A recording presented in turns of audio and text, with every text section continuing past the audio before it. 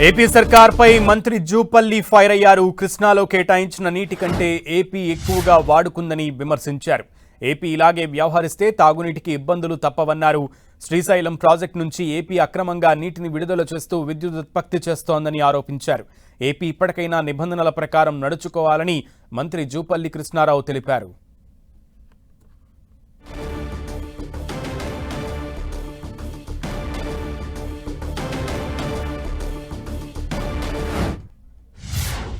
అంతకంటే తక్కువ ఉండకూడదు కాబట్టి, అంతకంటే తక్కువ ఉన్నప్పుడు వాళ్ళు వాటర్ డ్రా చేయకూడదు కాబట్టి అక్రమంగా చేస్తూ ఉన్నప్పుడు ఇవన్నీ కోర్టు ఆర్డర్స్ ఉన్నాయి, గవర్నమెంట్ ఆర్డర్స్ ఉన్నాయి.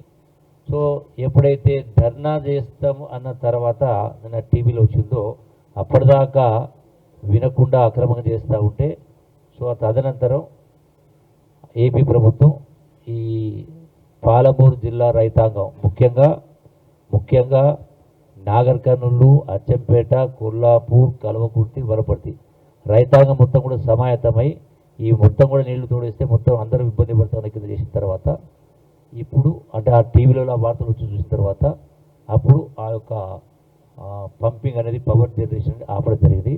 ఒకటే చెప్తామంటే పాలమూరు రైతాంగం కానీ పాలమూరు ప్రజలు కానీ ఖచ్చితంగా పాలమూరు జిల్లాకు ఎప్పుడు నష్టం జరిగినా ఖచ్చితంగా రైతుల పక్షాన రైతులు సిద్ధంగా ఉన్నారు.